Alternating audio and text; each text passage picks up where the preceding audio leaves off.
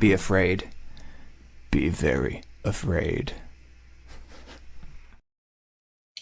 Good evening, good afternoon, good morning, good night, good day, goodbye, hello, wherever you are in the world. One of those will apply to you. Welcome along to Talking Balls. And if you've watched any of these shows in the past, you'll know it's a football show, but not as you know it. We set ourselves very, very, very low standards, and we always fail to come up to them, which will be even more of the case tonight because we've got Manny with us. So, when he said last week, could it get any lower? I'd just like to prove to you that, yes, it can. If you're watching on YouTube, look, join in the fun. It's nothing too serious here. We start off talking about Leicester. We'll end up talking tonight about legs, bums and tits. So we're going to cover everything in between one and the other. Wayne will be joining us, and as will Jim. He's come all the way from America, and he's thinking to himself, I've ended up on this shit. I mean, that's life. That is life for you. Join in the chat, as I say. If you're watching on Catch Up, get your comments in below.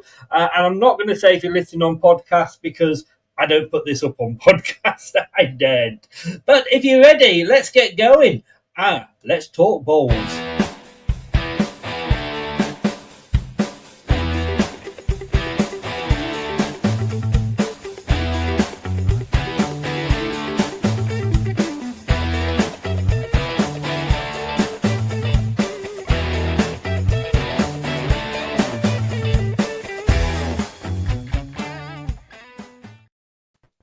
Good evening, gentlemen. First of all the way from America. How are you doing, Jim? Doing well, Chris. Thank you. At least now, until I find out what you got in store for us. Would I do anything that would be even remotely upsetting to you? I mean, I have to say, of course, you've come all the way from America and you missed him. He went home. I know. You're going to say Donald was here before I got here, so I did miss him. Yeah, I thought you'd have at least come and said hello to him.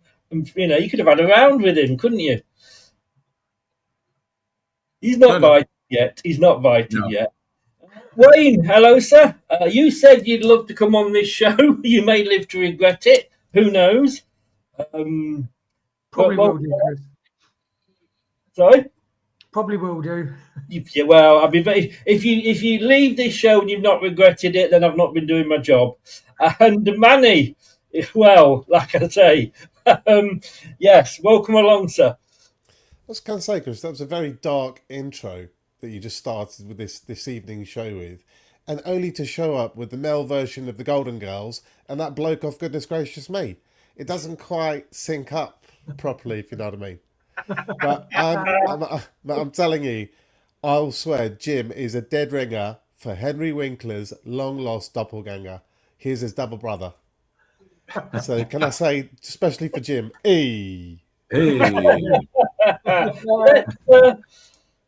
we all agree? I'm telling you, it's the Hey. funds. Is that the face of the funds?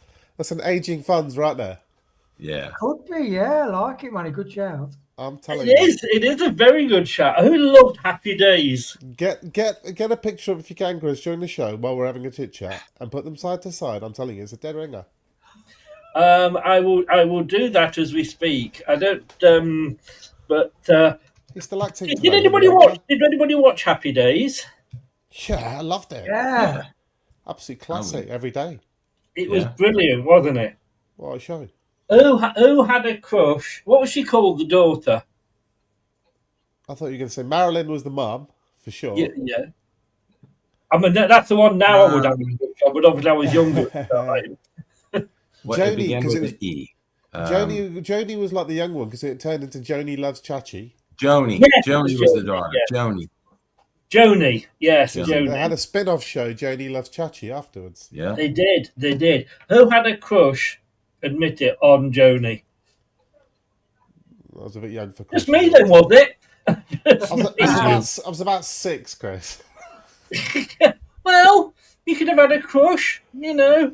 No shit. I'm desperately trying to find my picture of the Fonz. I will try and find it. Look, what we're going to do, we're going to start off this week. Like I said, we always start normally. So, I'm going to ask you redemption player. So, I want one Leicester City player from you all that last season was fucking awful. And let's be honest with you, there's a big pond to fish in there. But that you believe that this season will actually come good. Now, I asked this on the show earlier. We did the Foxes Forum show, and I got 3 names, but I want to get your names out. And the interesting thing is that you could not say the same as the person before you. So should we start with our man from America, Jim? Who do you think this season is going to? Oh man, could be quite a few players. I would say a player that I think the manager has confidence in is a player that may have redemption in sight, and I would say Hamza Chowdhury.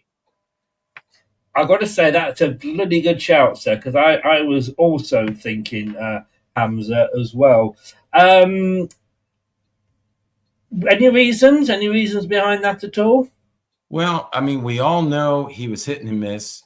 We said last week about how aggressive he played normally, and certainly he went out from us for a while, and now he's back with the club. He's been given the armband, the captain's armband, on multiple occasions just in the preseason.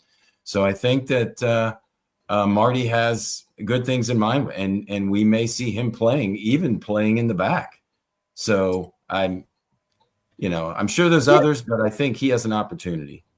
I'm going to say it was your American accent there, but did you say we might even see him playing in the back? In the back.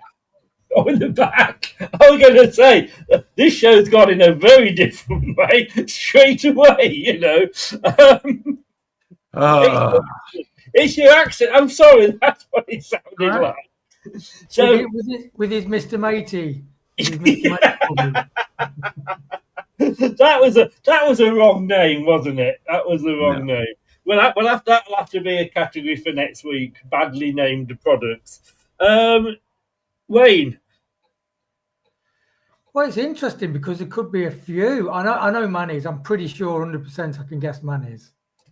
Oh, I'm not sure myself. Carry on. But I would say it could well be Daka, because a couple of weeks ago when the club have been really good releasing sort of videos from the fitness and training coaches, and it's been really interesting watching the journey with Kingy getting the lads ready. But Daka, do you see that one where he chested the ball and he overhead kicks it into the goal, did another Rooney bicycle kick, and the way he took his goal in pre-season, I think Daka could get the boost of confidence. And the manager, Marty's just that guy. He's getting the best out of a lot of people. So I'd say Daka. I mean, you say that, but have you forgotten we said in that show we did yesterday about Rude how good everybody was on the training pitch Yes. and how shit they are now? Yeah, but the common denominator was Rude. Well, yeah. Okay, You know, I can't really argue with that. Theory was brilliant with Rude, but he lost his way a bit, didn't he? Just a tad. Manny. I've got three candidates, really. I'm thinking Soumare's never really shown us what he can do consistently in his whole career with us. But you still always get that feeling, and you get those moments in games where you think, blimey, that was pretty useful. But we just don't see it consistently enough in a game and week after week. But you always get that feeling that there is a player in there somewhere. So maybe with 1 year to go, he has an incentive to, if he has a bad season, then there won't be many clubs who are a good standard who will be interested. If he has a really good season and he's available on a free, it's amazing what a new contract, new motive that can be. And maybe if he has the mindset that I'm going to turn up and absolutely destroy the championship so that I'll get a lot of suitors next summer, then I think he's the one who could really dominate this league. So you've gone Soumare, did you say? Sorry. Well, Soumare was my first choice. Yeah. The second option was, I don't think it qualifies as redemption because I don't ever think he's been too bad for us. Mavididi. I think Mavididi absolutely destroyed the championship last time he was there for various reasons, mostly non-selection in my opinion. He didn't quite do it in the Premier League, although he was our top goal scorer for midfield. I think he'll absolutely have a field day in this league this season. And if you saw the pre-season, he looks mean, lean, he's cut his hair. I think those little things matter. He's doing interviews post-game. He looks like he's really serious. He's focused. He means business this season himself. So he's another option too. And the third one is Jordan Ayew himself, because playing as a right winger in the Premier League around the halfway line does not suit him. But playing advanced as a 9, having quick plays around you, does suit him.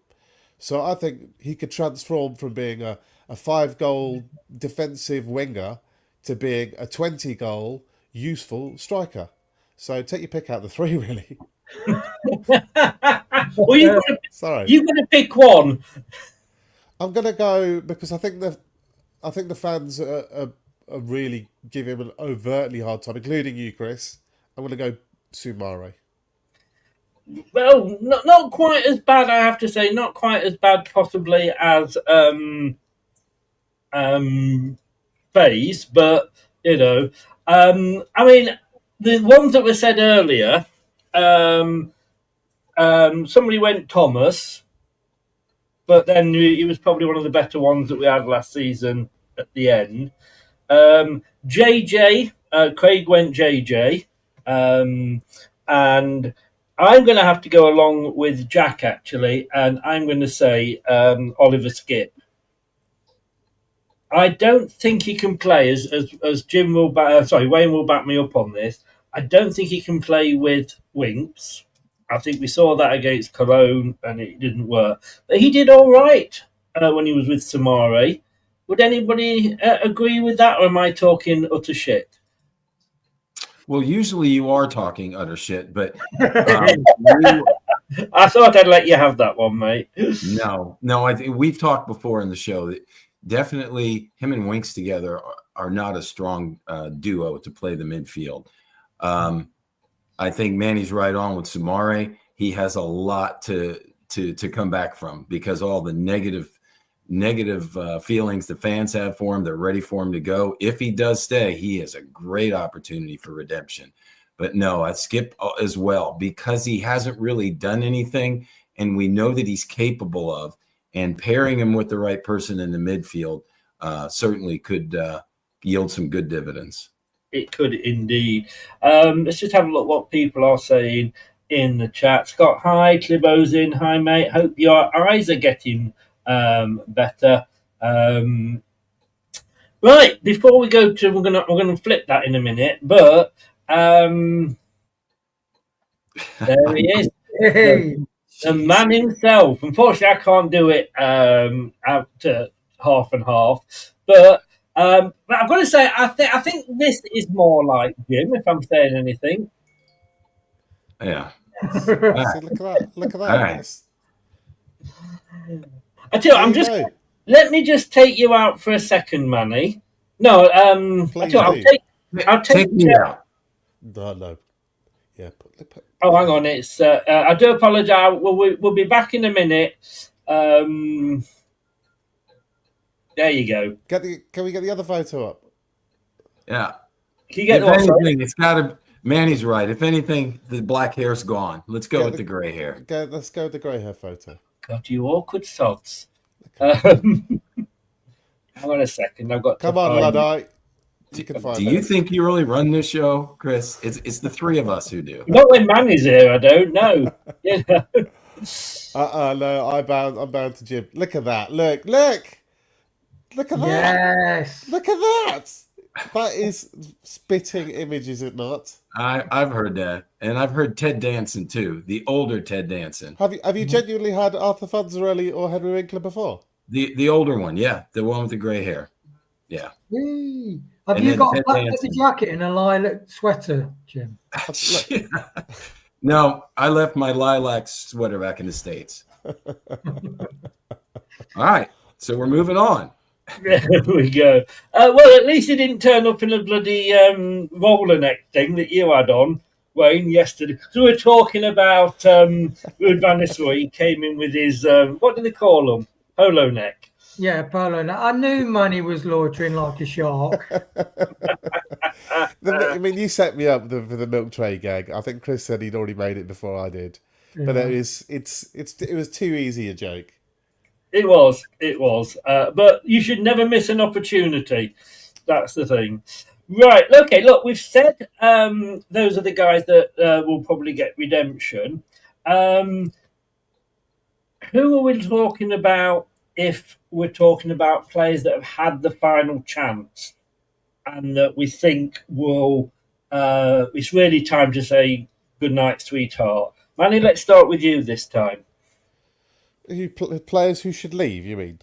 Well, no, somebody that, for me, it might have been Samari because he's been there 3 seasons now and he's just not, he's had the chances. We've just not seen it. Who do you think has been given, he's used his 9 lives up and, there's nothing never up for him. Well, none of you are going to like this. Well, Luke Thomas is the obvious one for me. Okay. He's played 7 seasons, I think, or something like that. He's across 7 managers for sure. So I'm pretty sure he's played under 7 Leicester City managers, plus another 2 on loan at Sheffield United and Middlesbrough. And unfortunately, the consistent element is he's never nailed down a starting place under anybody. And there is a very good reason for that. Unfortunately, he does do some things well, like he's actually a capable passer. He takes a good set piece. He's got a good long throw on him. And he's got a good attitude, But the downside is he's a liability at defending. He doesn't attack well enough. He definitely cannot defend one-on-one well enough. He overcommits in defending. He concedes too many free kicks. He creates pockets of space behind him because he lacks awareness. He doesn't play properly in the offside trap as well. He's had so many chances. I don't ever think we'll give him a new contract. So when I hear about somebody giving, I think it was Hoffenheim were offered £5 million for him in January. I thought it was absolute insanity not to sell the guy. I mean, for a start, we don't really play with proper left-backs anyway. They're always inverted nowadays. It's 3 centre-backs, or the left-backs tucked in, or the left-backs advanced. He doesn't suit any of those roles. And Ruud had him playing centre-back. I mean, ahead of a Coley. This what shows what madness Ruud was under. I mean, what kind of craziness was this? So I don't want to put all the blame on the poor lad. He was asked to do things that he's not comfortable doing. But bottom line is, I'm trying to build, as I said before, it's not just about this season. This season is a stepping stone, in my opinion, towards bigger and better things. And Luke Thomas has had, like you described, lots of chances under lots of tries. Let the guy have a career somewhere else. Good luck to him. He's a local lad and the rest of it, but time to move him on. What I hate about you, man, it's when you sit on the fence. It annoys me so much. All I can say is... Your opinion is wrong. But no, Joe, I had a feeling that might be the case. Wayne. What did Mrs. Thomas say in the chat there, Chris? Mrs. Thomas just said something in the chat. I think she probably put. Fuck you. And fair play to her, and she'd be right to do so. And I'd have to take one on the chin. And every mother should defend her child no matter what. But it's got nothing to do with where you're from. It's got to do with performance on the pitch. You know, I would love to have a local player play for Metro. Who wouldn't? But the bottom line is, you have to be delivering the goods on the pitch. Otherwise, this club just keeps this cycle of yo-yoing going. And I'm trying to get us out of that. Well, Scott says there, so would Manny say a new contract for Thomas then? I think you know the answer to that, Scott. Wayne, who's it for you that really you're looking at me thinking like, you know, even bloody, you know, David Blaine can turn you into a good footballer? Are you on about realistically? Because Decord Overeed's got a long contract, hasn't he? Which is an absolute. Yeah, no, you can look. You can choose it. It doesn't matter on the length of contract. Just I'd say Samari. I'm surprised that Manny said that about Thomas, and then he's gone on to say that Samari could have a bit of a redemption. There's no way that guy. You know, you get Craig and Kate going down to watch it, Jack, and they just watch him, and he's just his lack of impetus and his lack of. Did you his say mind impotent? telling him to move quickly. Sorry. Did you say impotent? Impetus, Jim. Impetus. Oh, sorry. You never know on this show, Jim. It could go anyway. I'm just going to fetch my Sigmund Freud terms and phrases dictionary off the. They've got solutions for that nowadays. Yeah. Unfortunately, I can't take any more of them at the minute, Manny. So I'm okay, thanks. The funny thing is, we also in the show before, because it was Golden, are you Championship ready? Or are Leicester Championship ready? And they picked who they would think would be starting or would like to start at Sheffield Wednesday. And Jack and Kate both had Samari in the starting team, Wayne. I mean, the thing is, it's all about opinions, isn't it? It's really interesting listening to opinions. Sometimes, you can have closed mind. You think the guy's shit. He's not.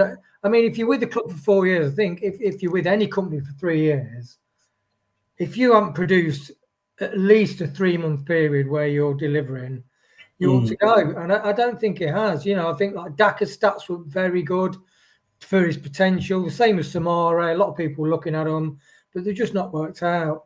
And Samara, I'm sorry, his attitude in the middle of the park is supposed to be a box-to-box crutcher. I can't see how Marty can use him in a fast rotational fluid side. I just don't think he's quick enough. And one thing he definitely is guilty of that.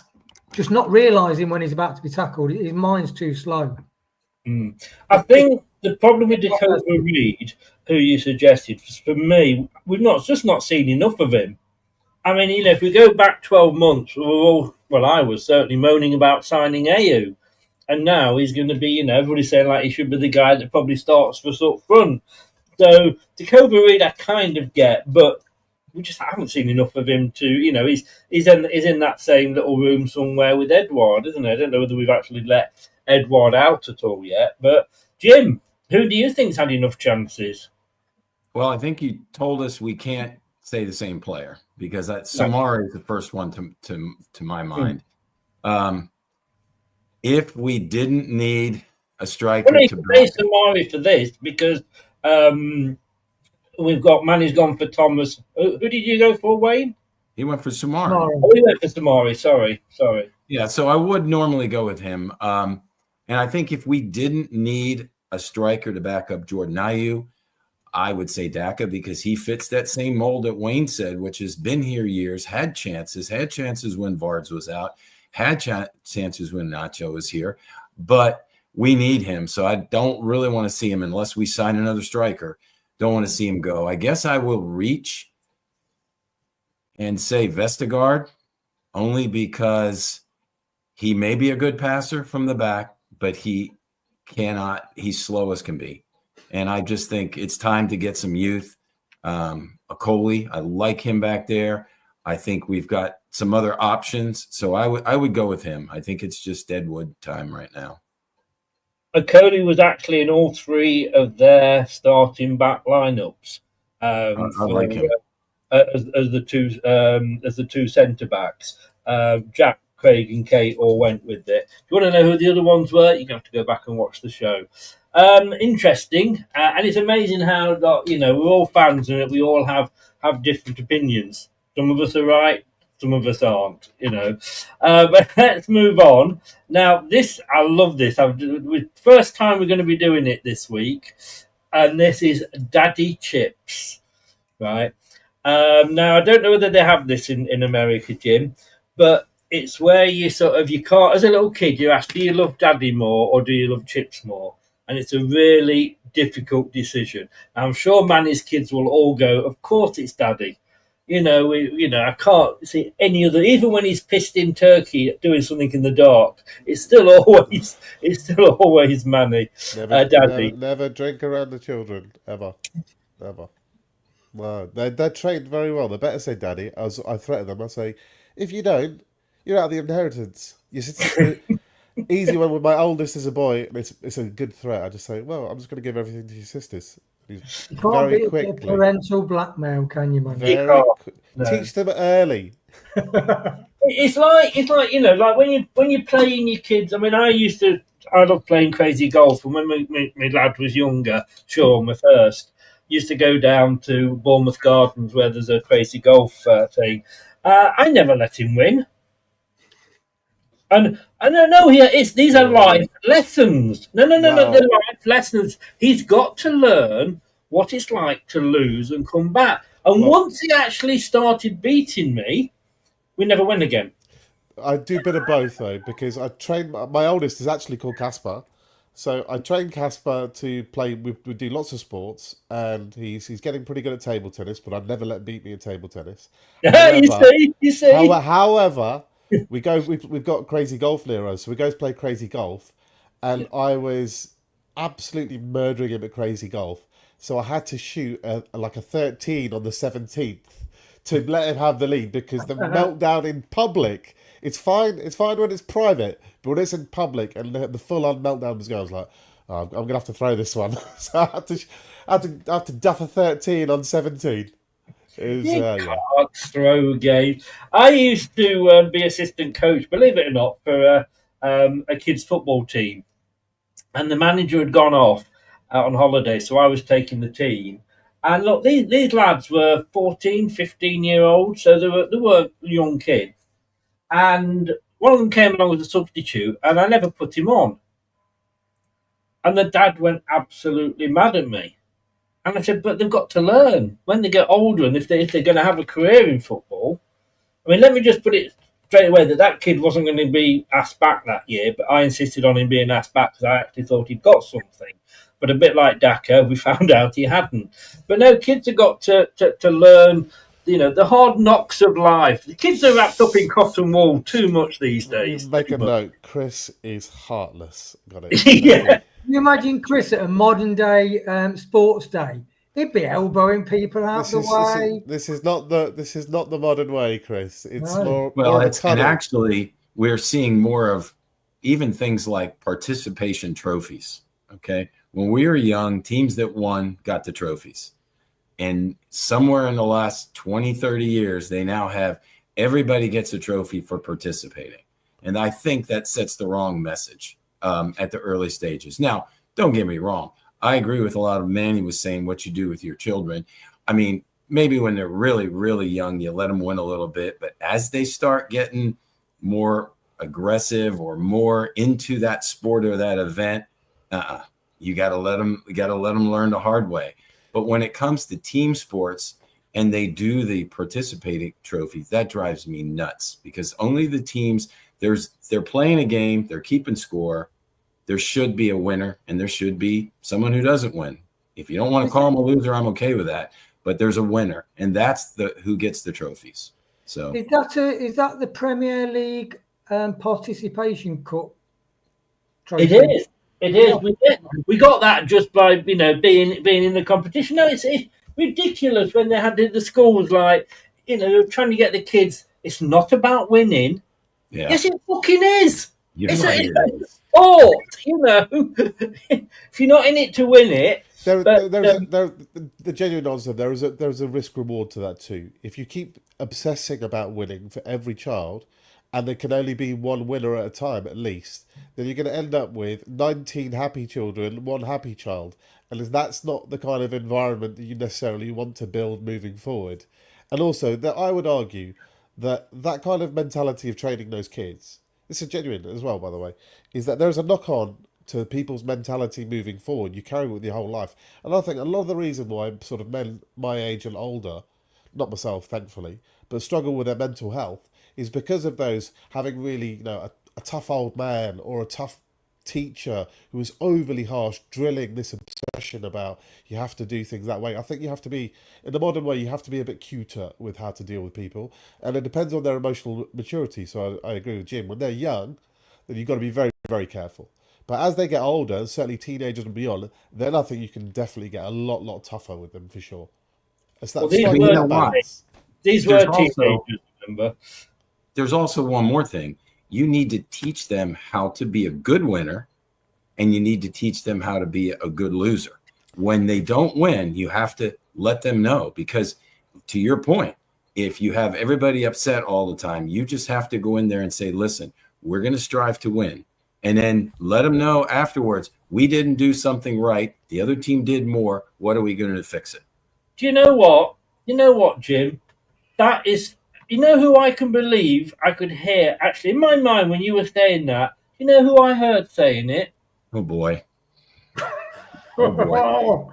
It's going to be great. It's going to be great. It's the sort of thing Donald Trump, the leader of the free world, would say when he just lost the election, isn't it? Yeah, I'm a good, it's all fair. Yeah. Hey, come on, Chris. Trump never loses an election. You know that.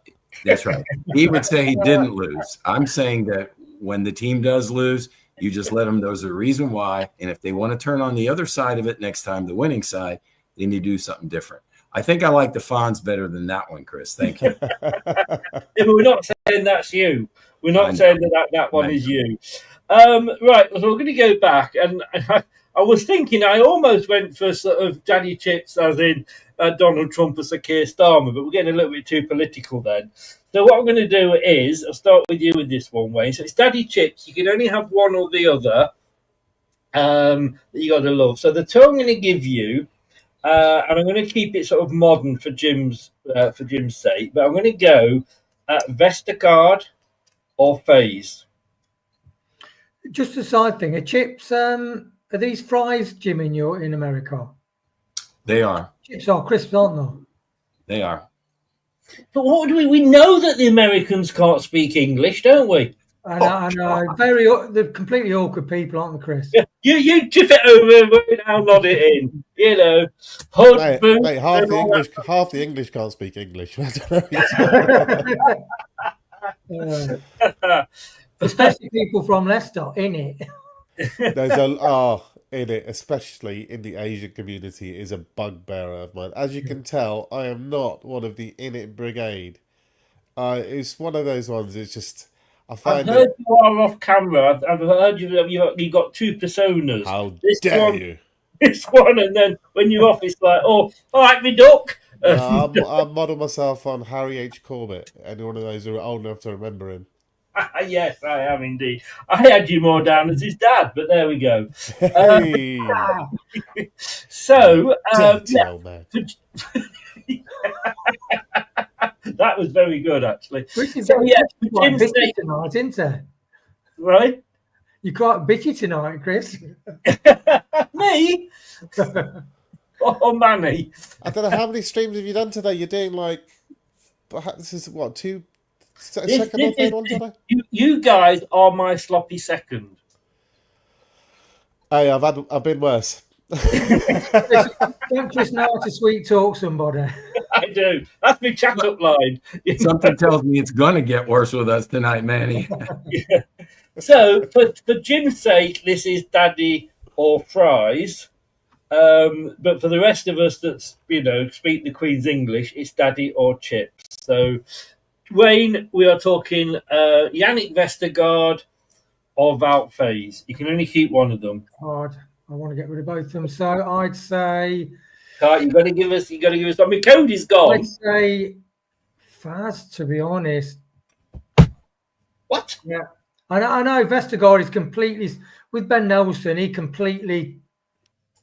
I'm sorry, I'm not having anybody. I could be on my own here. We don't need Vestergaard. Nelson's here. We don't need a short pass here. Nelson's the man. So, hang on, we've got one vote. I can't believe this. You're in the Craig camp here because he's a huge fan of Outface. I'm not a fan, but he's you know, piece of shit or a piece of diarrhea shit. Yeah. Yeah. I used to have diarrhea, you know. Got it off my dad. Well, it runs in the genes.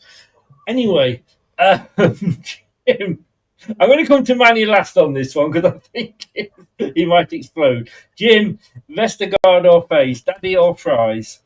Do you still have the wig handy? I do. In fact, Bout, come on up, mate. Come on up. Just put your head up. There you go. There he is. There he is. Okay. So, well, just to let you know, you're safe. I'm going to pick Wout and not Vestergaard.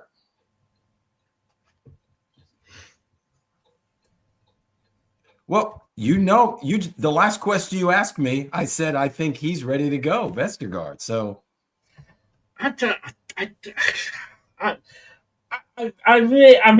I'm pinning my hopes on Manny here, which is probably the worst thing I could possibly do.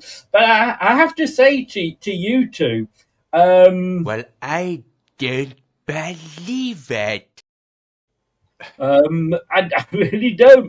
Manny. These impossible questions, Chris. Only an utter plonker would think that Vestergaard is a better player than Fuss.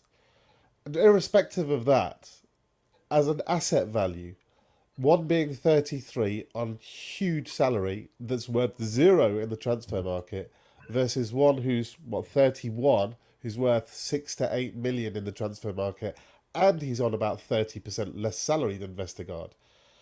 This guy is a Belgian international still. Vestergaard is That's farce. not saying much at the moment, though, is it? Maybe, but he still is. Also, Wout Faes is at least willing to live near the ground and come up for training. You know, Vestergaard's having to travel 2 hours a day to get to training. Do you know what that does to your back? Do you think that helps your body? Do you think that helps you perform every single time? And at least Harry Winks has a fair reason to be away. You know, he's got a new baby, he's got a wife that needs father around to help for lots of reasons, and we've all been there. So that makes sense. But what's Vestergaard's excuse? No, this is an absolute no-brainer. Vestergaard has to go out the door way first. Well, Faes, you know, as far as I'm concerned, at least when he's on the pitch, you don't question his attitude. He's always on the front foot trying. You could argue that he's clumsy, yes, but I've never argued about his effort on the pitch. He's just shit on the pitch, though, isn't he? Well, he's what Gary Lineker left off what the is pitch. Vestergaard, though? But you're giving us a choice between two types of shit. Exactly, so, man. Would you say one smells worse than the other? Yeah, definitely. And I've got to say, Wout Faes apparently is on 50 grand a week, and Yannick's on 60.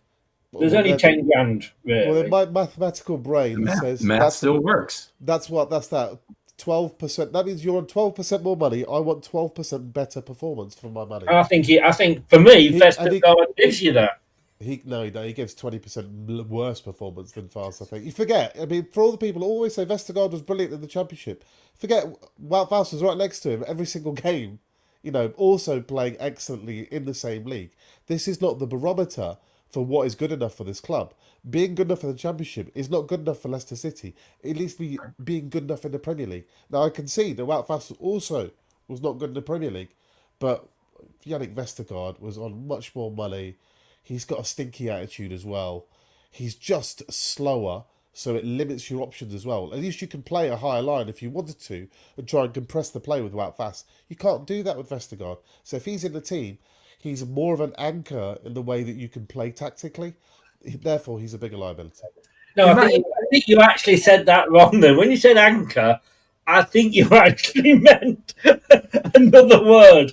I'm just thinking. I'm thinking out loud, sort of thing. Read between the lines. Yeah.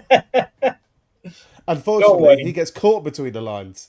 Yeah, Hey. you imagine because I think Owen Palmer-Atkins said at one stage like Luke Thomas was not only taking part in the mid press, he was taking part in the high press.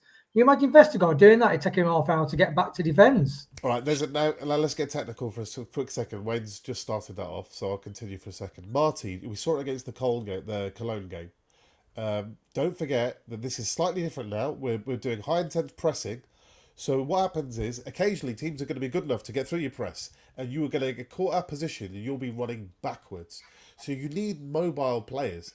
Vestergaard was such a liability in that game. Do you see how the striker made a run through the back of him? He couldn't keep up with his defenders, and the hole where the goal was scored was where he is supposed to be positionally. That is something that you cannot fix, lack of pace. He is way the bigger problem under Marty than he would have been under Enzo, because it's a tweak that means we're susceptible in the transition, and that's his biggest weakness. Like you did say, in fairness, it is, which pile of shit smells worse. So you're conceding there, Chris, that you're the odd one out and you got this one wrong? No, it's about opinions. It is about opinions. Well said, Manny. Well said. No, I'm never 3-1. wrong. I think that one's 3-1 to us. No, I'm never. No, because as a host, I get 4 votes. Just remember this. As Locke's not told you that's how it works. My caveat is Wout Faz, but he needs one of those dog leads you have on where they can go for like 20 foot and then you stop them and you pull them back. Wout Faz needs controlling. Wait, remember, Vestergaard didn't just fall out with one manager. I think he's fallen out with 3. He's fallen out with three of them. It's not just one. 2 to tango, though, well, but there's a consistent element in each of those twos, huh? Him. I asked 2 of my customers today what they thought of the match, and they told me, and both of them don't know each other. Says Vestergaard looked slow as anything. It's because he is. And when we saw someone like Okoli playing, and you see the energy, do you remember that run in the first half? The charging forward, the sprint that he did came out there, bossing it at the back. This is why Steve Cooper and Ruud van Nistelrooy both did not give themselves the best chance to succeed. They couldn't recognise basics that Caleb Okoli is a much better player than Yannick Vestergaard, or Wout Vass actually, but he kept on playing him on the bench. They didn't make use of the talent that we had. Mavididi will rip up the league this season. He wasn't even used half of last season. So those managers just dug their own grave, unfortunately. Next week, we're not going to have a choice. Good question. Daddy or daddy? Good question. You still find a way to lose it, Chris. Don't worry. I told you I don't allow you losing. Did you have a say, Jim? Did you want to say something? No, I just said good question. Keep them coming. We nailed that one. Yeah, you did. Yeah, that's not going to be in next week. Right. One advantage of Vestergaard as well is that slow that if you when all the Leicester City players go out for a drink, he's never the first to the bar to get the round in. Well, he's taking his dog for a walk still. Honestly, if Faze needs a leash on him, then Vestergaard should be holding that leash. I'm also old enough to remember, I did, believe it or not, in my very youthful days, used to watch the Addams Family in black and white when it used to be on reruns. Absolute dead ringer for Lurch, that man is. Dead ringer. Yes, he is. He is. More so than Jim and the Fonz. He moves like Lurch too. Yes. Brother from another mother. So Faze wins that one. I'll give you that. The last one you get in tonight. Right. The next topic is, because we do go through them very quick on this show. So the next topic is, what if? That was a very good book that was written by a Leicester fan. I'm not sure about. I think I've got it down there about what if. So different points in Leicester's history. If something else different had happened to what actually happened, it's like a sliding doors moment, if you like. Where would it have taken us? So I'll start with you first on this one, Manny, because the one I'm going to give you for this is... I've got an answer for you already. What if Brendan Rodgers had been given the money for a rebuild? Like in there, Brendan Rodgers as Oliver Twist. Had he been given the money for a rebuild when he wanted it, would it have been different? Would things have worked out differently? Would he still be here? Would we still be competing for the top 6? Brendan's never been good at signing players. Brendan's an excellent coach, fantastic coach. You give him the tools to work with, he can develop those tools. But Brendan fancies himself beyond the coaching element of it. He actually wants to have full control, and that is why he fails, because his eye for a player stinks. Series after series, and at Liverpool and for us, his player selections have always been poor. But that's not the sliding doors moment that I would really want to mention, because there is one that is a bugbear of mine. It's we win the league, the euphoria of winning the league, having the Champions League, being in the Champions League quarter final against Atletico, and I was at both legs, and I had the constant thought in my head, which was, if we had N'Golo Kante on this pitch, we'd beat this team. And I think, this is as crazy as it sounds, if we had N'Golo Kante, we would have won the Champions League. Manny there doing a very good impression of Wayne the politician. And answering giving an answer to a different question, but that was always on my mind. But I tried to answer the Brendan one. That is a good we point. will come back. We can come back to that in another week. Actually, that is a very, very good point. But on this point, would things have been different if Brendan had been given that money when he wanted it for a rebuild?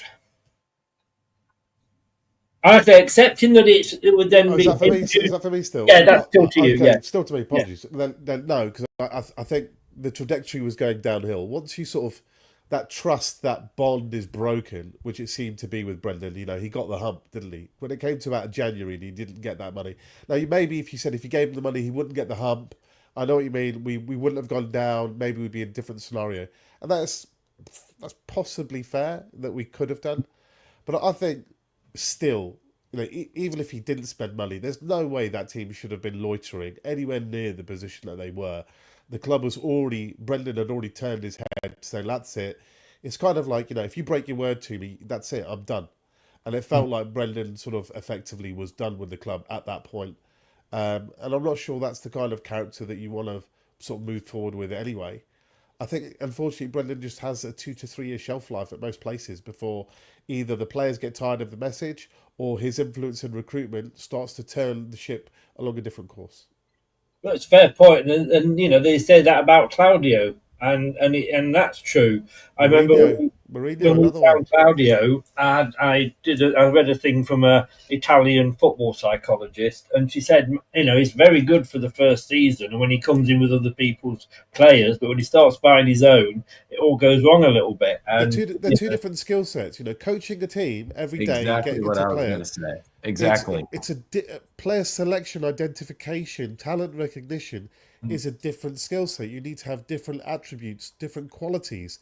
In the olden days, we were so used to having those giant figureheads like Shankly, Paisley, Clough, Fergie, Wenger, that we're conditioned to think that's the way it is. But actually, you need people who are specialists in lots of different areas.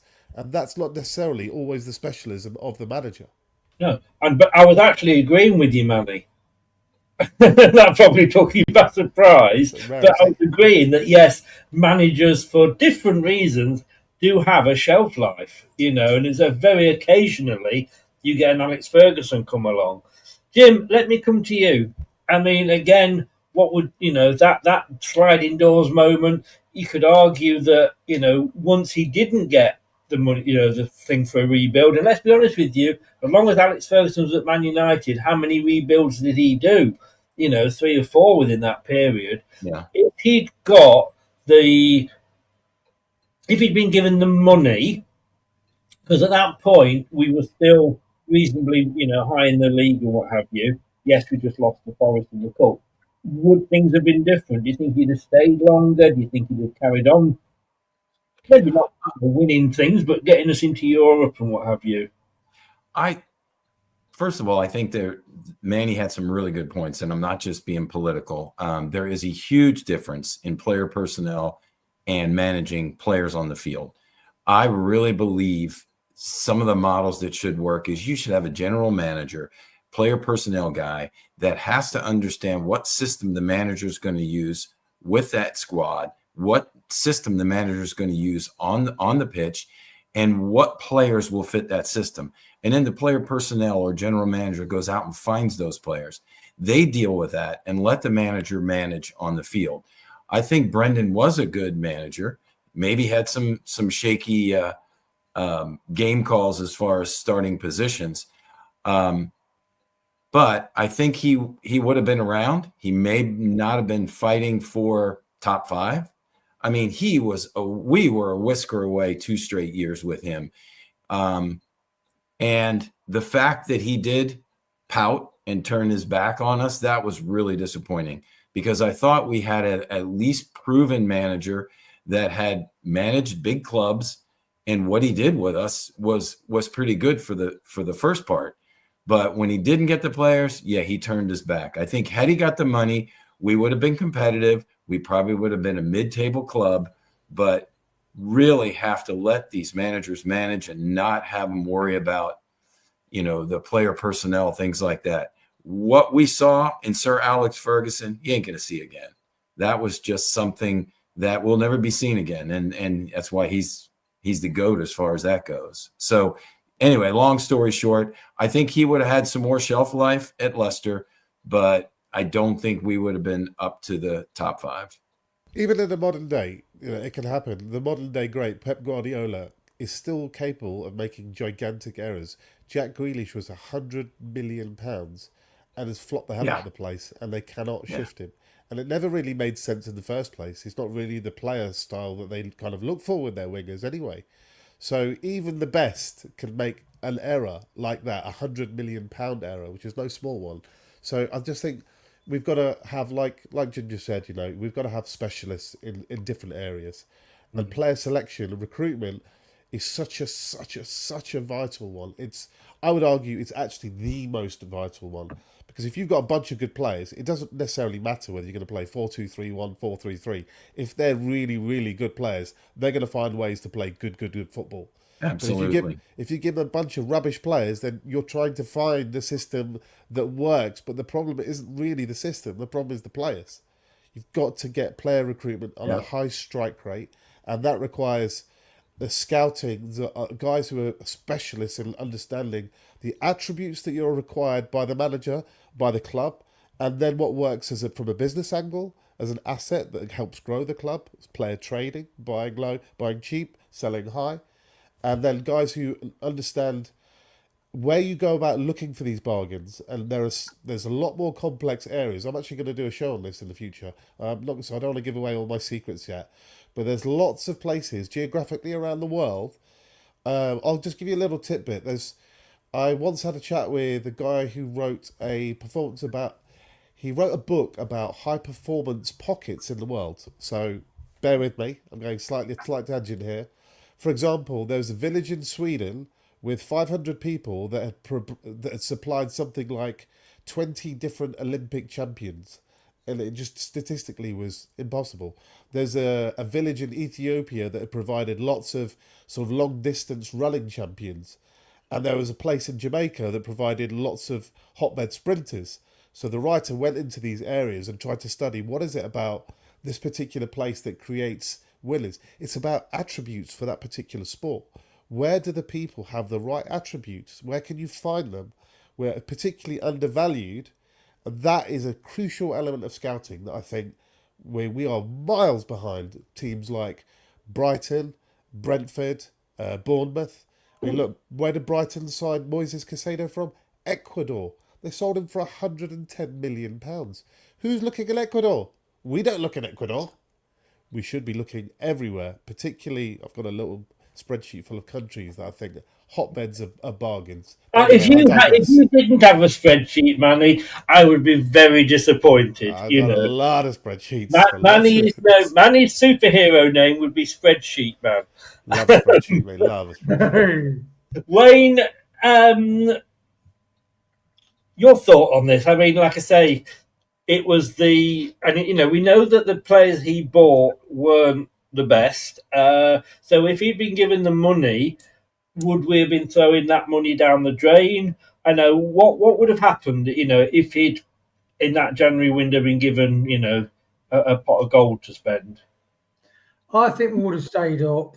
I mean, because we all fell in love with that football. It was completely beautiful football. You know, we were fast picking it. We weren't scared of Liverpool, Man City. There was no team we were scared of. We went toe to toe with all of them, purely on football and tactical awareness, and he was brilliant in that. But the other thing he did, I watched a 50-minute YouTube thing on Dave Rennie.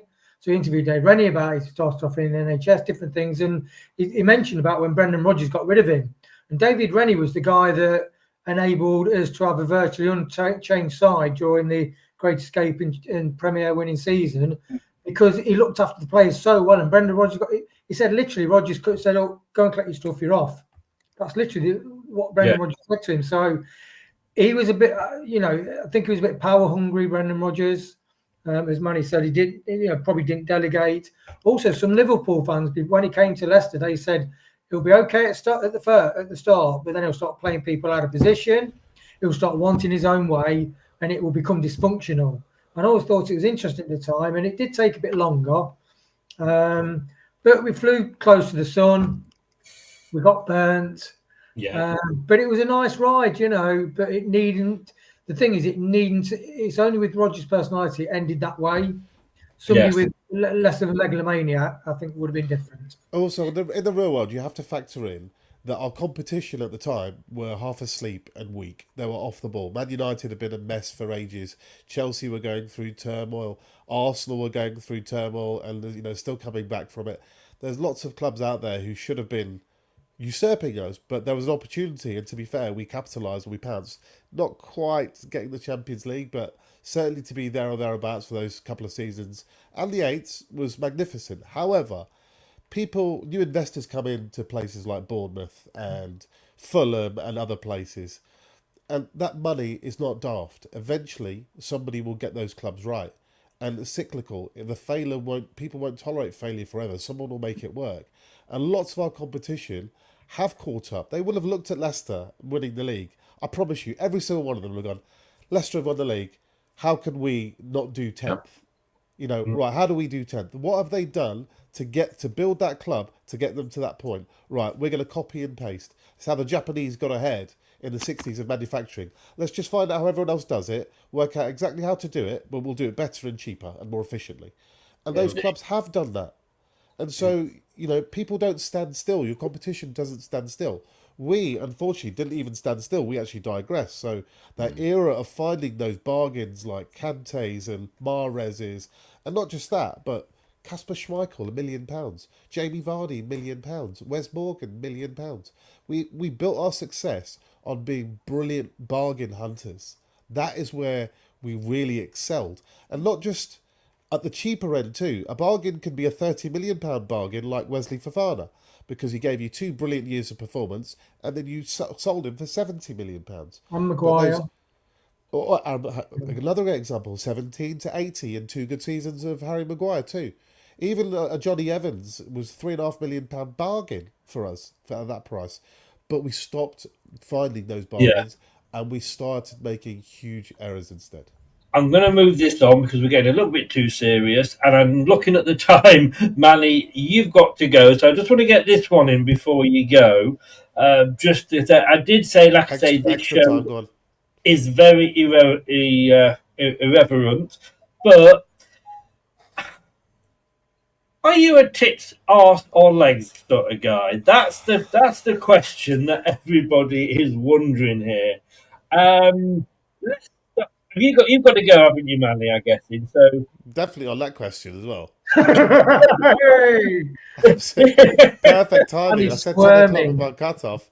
On that note, boys, do you know what? As someone, I think one of the cricket commentators say, you dug the hole, you fill it up, mate. I think it was the cricket commentator from Australia. I'm out of here. But before you go, what are you? Are you a tit, an arse, or a legs man? If anybody's just joined, by the way, welcome along to Leicester Till I Die football channel.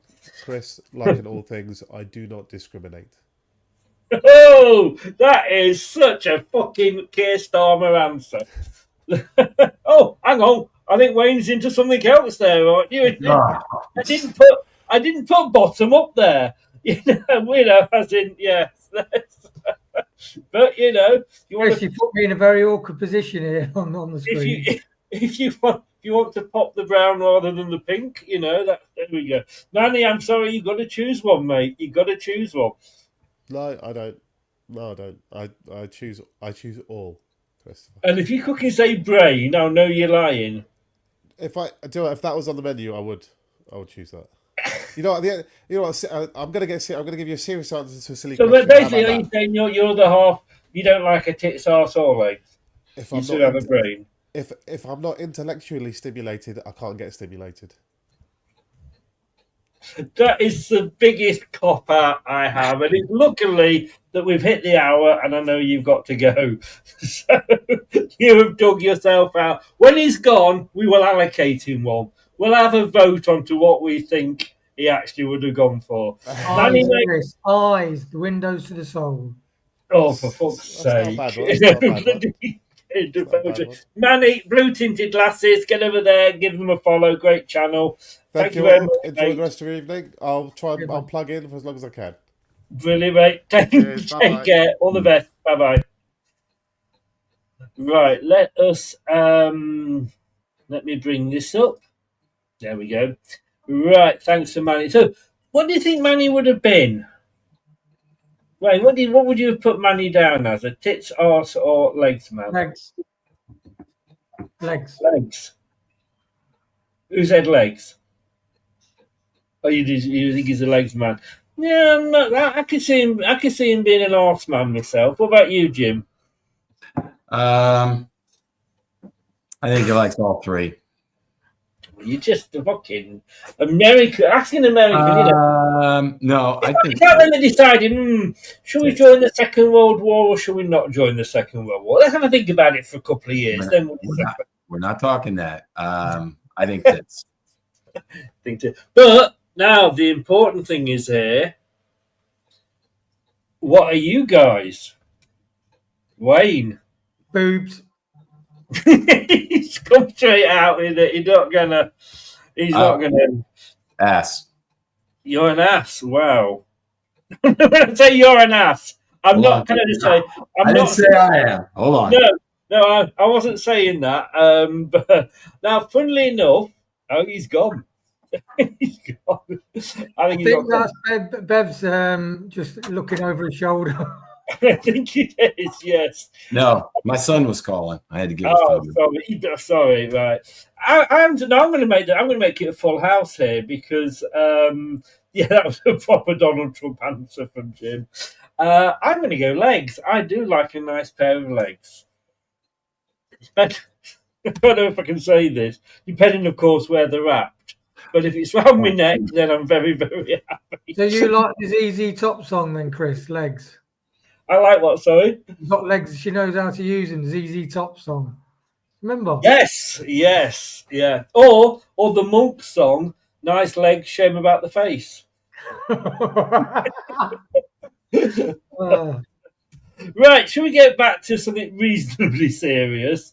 That was going to be the end of the show, but as Manny had to go, I thought I'd pick it in, slip it in now. So, what I now want to know is what has been. Now, I'm going to open this up to Jim because I'll just say any sport. Well, no, we can say football because to you, football's played with an egg, and people with big hard helmets on. So I'm going to say what is now. Let me give you an example of this. If you're looking for something embarrassing that has happened to you at football, watching it or whatever, this is probably one of the most embarrassing things that I could think you could probably do. Oh my God. At least you're equal opportunity host. Yes. I mean, Wayne, sorry, you must have known when you sent me that picture you weren't going to get away without it being used. You know what? I wanted to, because I had the book and I thought, you know what? It might end up being a top manager if you learn some things. I think I'm going to look into it. And it was just political bullshit, really. It was written by an independent guy and he didn't really, apply it. But I thought I'm going to read it. I'm going to read it and I'll know once and for all whether he's got that. Well, do let us know. We'll have a book club show. Do Yeah. let us know at the end. Dorco actually just going back says, anything but chicken legs. Must have a pair of shapely legs. You're my sort of man, Dorco. You're my sort of man. Like I say, especially if they are around your neck. Right, so I'm going to go with my most embarrassing football moment, which was probably, and I've said this a few times, when Man United were playing Leicester. It was the 5-3 game at the King Power under the Great Escape year. When it was all going reasonably well, and I can't be honest with you, I can't remember what goal. I think it was the fourth goal, which was Vardy, wasn't it? When the ball was played over to him, and I jumped up that much that I fell into this lady's lap who was sat next to me, and my son had to pull me off. I should have said that, should I? But my son had to pull me up and off her lap. I never saw her again. She wasn't. That wasn't her. That seat wasn't held by a season ticket holder. And You didn't get a number, Chris. You didn't get a number. I didn't get a number. No. I don't think she was. My apologies. I don't think were very nicely taken, to be honest with you, which was a bit of a shame. But hey, it was a moment of joy. My other one, I guess, is when I was doing a watch along. Yeah, I was doing a watch along, and Jeffrey Schlupp was warming up, and they brought him on, and I was also sort of keeping up to date on Facebook. We had a page then, and I went, oh God help us, Jeffrey Schlupp has just come on, and I had not finished pressing the send button as he scored a goal. It was like the commentator's curse. Of course, I had all that lasted long, didn't it? Comments. Wayne, have you had any embarrassing moments at football? I mean, we saw your other embarrassing moment, obviously playing at the weekend, but fall over. Not fair. Fall over a lot at football, Chris. It's my age.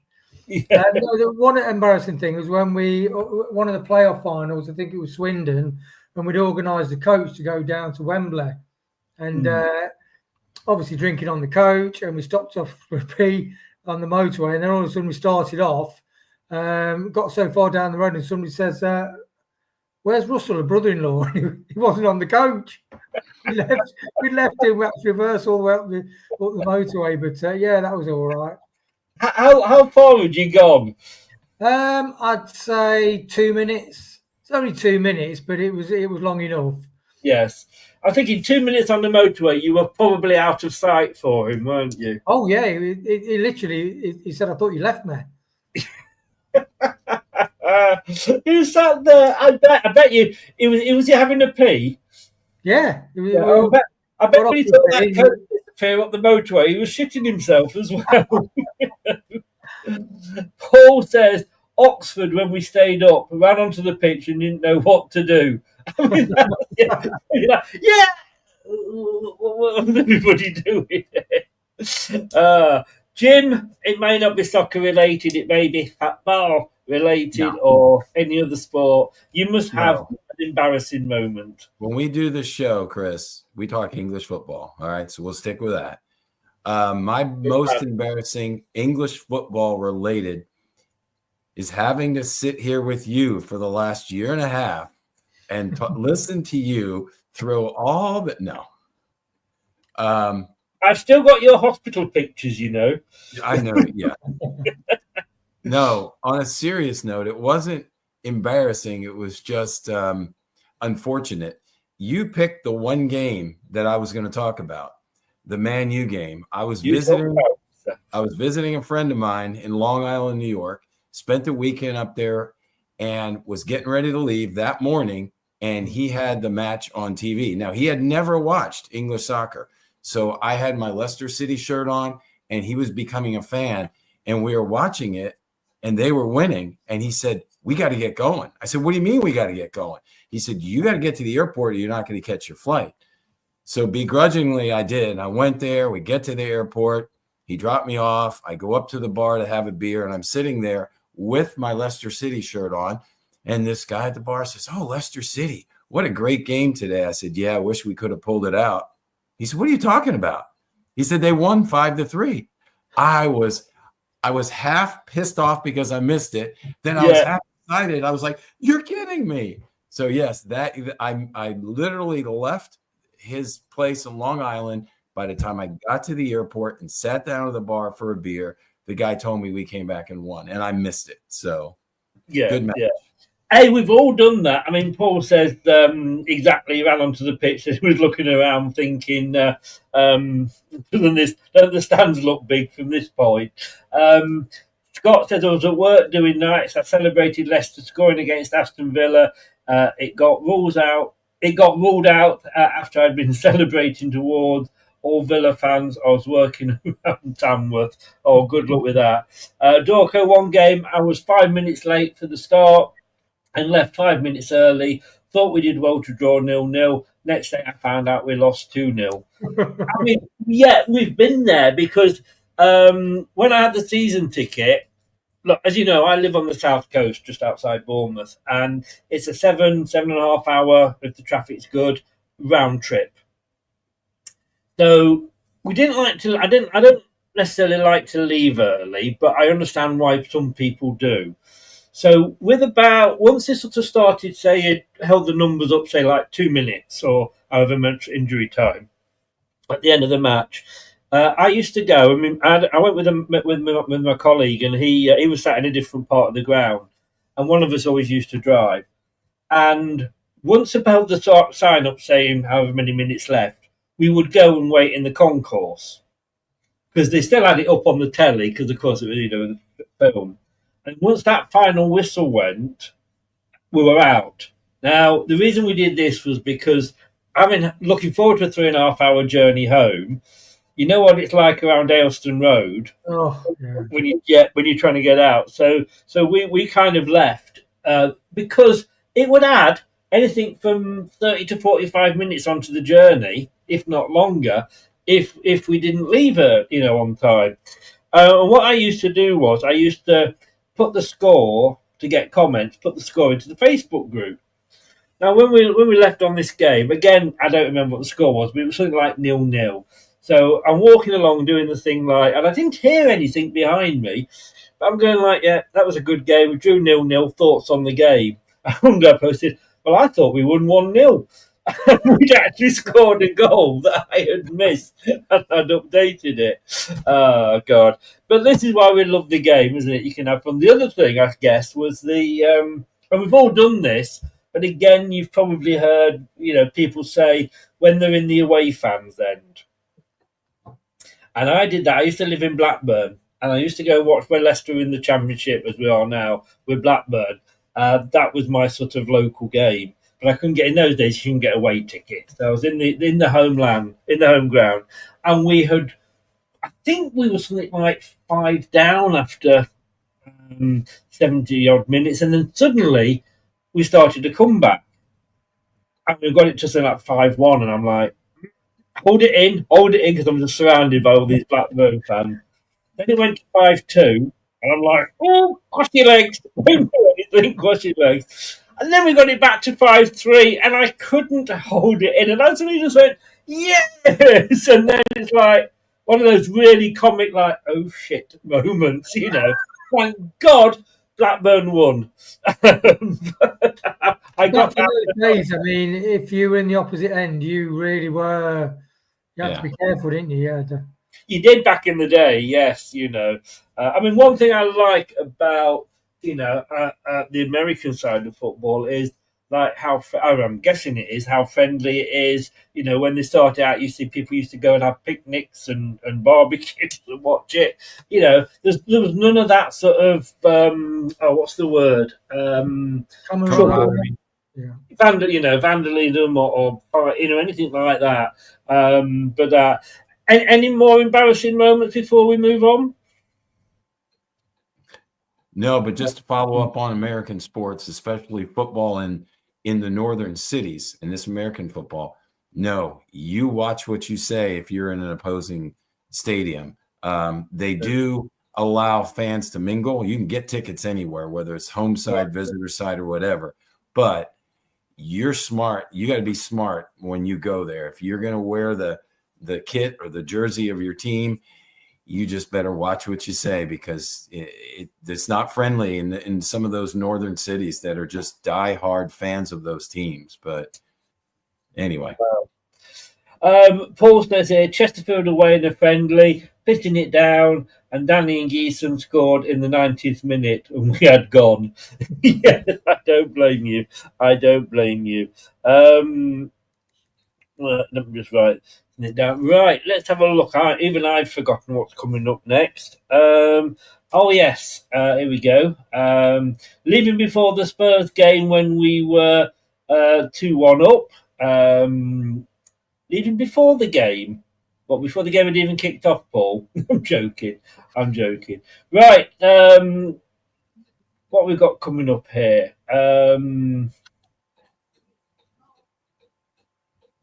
Here we go. Yeah, we'll do this one.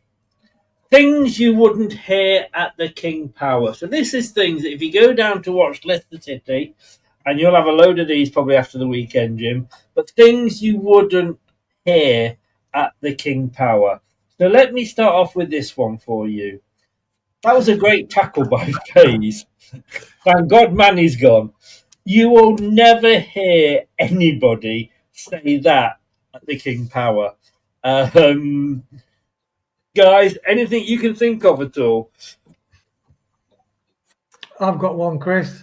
You go for it. I'm Wayne. saying, I can't believe how John Rudkin has made all these great decisions this season. That is very, very, very true. Oh, God. How about this one? I don't believe Daka has ever missed an empty net in his career. Yes. I mean, I'll throw in, like, if only we'd kept hold of Ruud van Nistelrooy.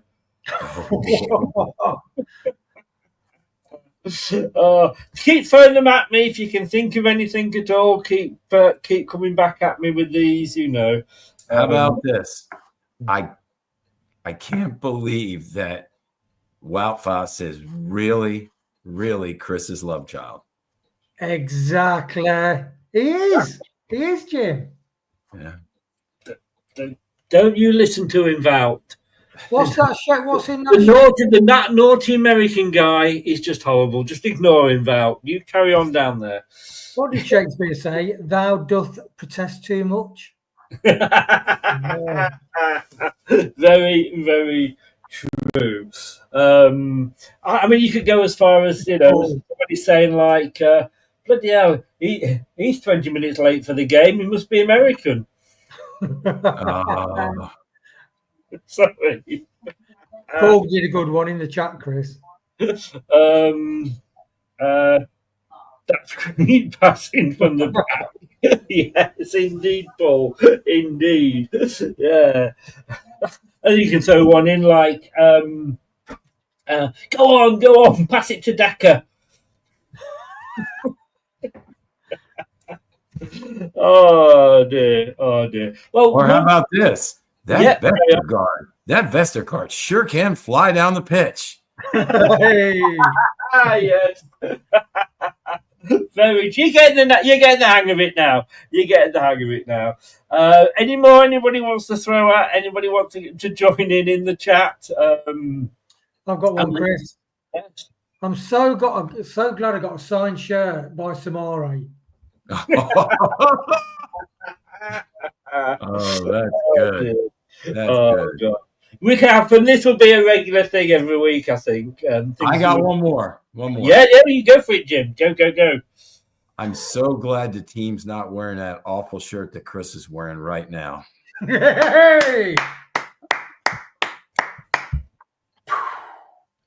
Don't you be knocking my fashion sense. This is a couple of seasons ago, and it was the training wear. Do you remember? I don't know why. Yeah. I've got a good one, Jim. I've got one. Can I just say, by the way, the reason I bought this shirt, because this describes Leicester. Look, promoted, relegated. Promoted, relegated. Sorry, Wayne. I didn't know Chris was a fan of the Beastie Boys. Oh, you're entering into music now. He will trump us in music. I don't get that. Because you got your cap and you got your like New York Street. Yeah. Yeah, exactly, Chris. Intergalactic planet. Nailed it. Nailed it. There you go. Samori is a midfield dynamo, says Paul. Indeed. I'll throw another one at you.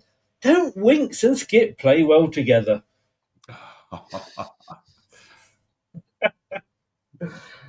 Said nobody ever. Oh, right. We've been going a while, so let's just wind this up now. I've only got one more thing to do. Just to make Jim feel at home. Let's just put him up again. There you go. Right. Things you can say at a football match, but not in the bedroom.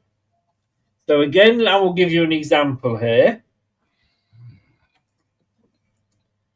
Of course it's in. My watch vibrated.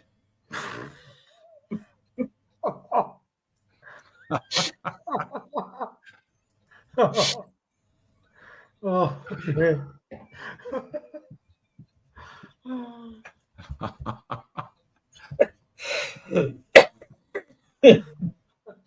yeah. Yeah. Talking balls. Here's another one. Oh, God. I think I pulled something. Can I bring a sub on?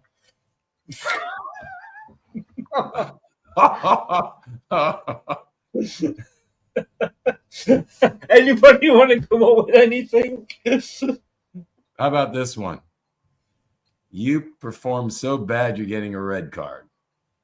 Well, yes. That's on your last date with somebody, isn't it? Yeah. Probably, yes. Yeah. I mean, you could say what, there's 11 more of them outside.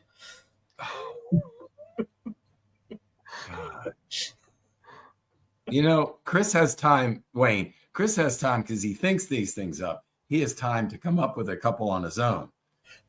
The only one that I pre-planned was the one that I put up in the screen. This is a tough one. How about keep off the grass?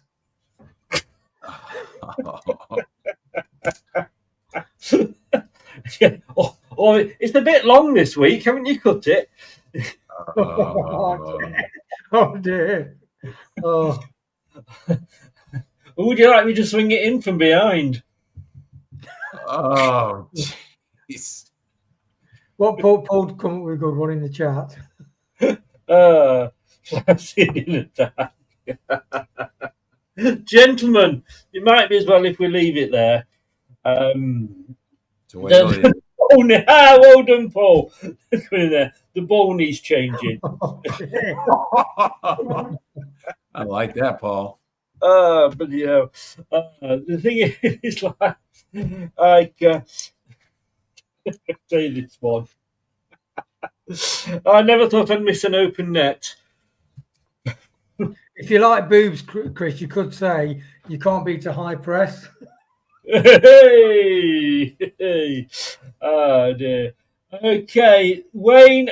Thank you very much, young man. You've been a good support over the last few weeks. Jim, when are you setting off for? When are we actually meeting? Because Jim is coming down, aren't you? Yeah, maybe. You can stay in the bedroom, but not in a football match. That's the other way around, isn't it? We head down to Torquay on the 14th, but then we're heading to Poole on the 18th, Monday morning. I've got you here, Jim in Poole this week. I've got you written in the diary, just above. Book your holiday for this week. Yeah, there we go. So that Monday, there you go. We may. Cheers, Paul. Thanks very much. We may do a show live. I don't know. Can't do it from down the pub. That's the only problem because I don't have the facilities to do that. As long as there's a pub involved with my visit, that's fine. Whether we do a show or not. But we might. I don't know whether we could all fit into this room or not. We might have to sit on each other's knee. Yeah, that's not a nice thought, is it? For any of us? Not good. No, guys. Thank you so very much. Guys. Have a great one. Thanks very much, both of you. Take care. Have a good holiday, Jim. I'll see you in a couple of weeks. All right. Cheers. Cheers. Bye-bye. Bye-bye. Thanks very much to the lads there. Like I said, did a little bit of a different show. We'll be doing it again next Monday. It's all a bit roundabout this week because you've got... this should have been the age gap show, Mind the Gap, but Clibbo new glasses aren't working out. I know he likes to make a spectacle of himself. And Reese hasn't been very well. It seems that everybody's been going down sick this week. But we will be back, as it says below, we will be back on Thursday at 7 o'clock. I won't be back. Brad will be here speaking with a Sheffield Wednesday fan looking ahead to the game, which as far as I know is going to be going ahead. Like, subscribe, click the notifications bell. Thanks very much, guys. Have a good rest of the evening, and I'll see you personally, if not tomorrow, on Friday. Good night. Thanks for watching. These videos are tremendous. You'd better like them too, or I'll be back. This podcast is proud to be part of the TalkSport Fan Network. TalkSport. Powered by fans. That will conclude this evening's entertainment.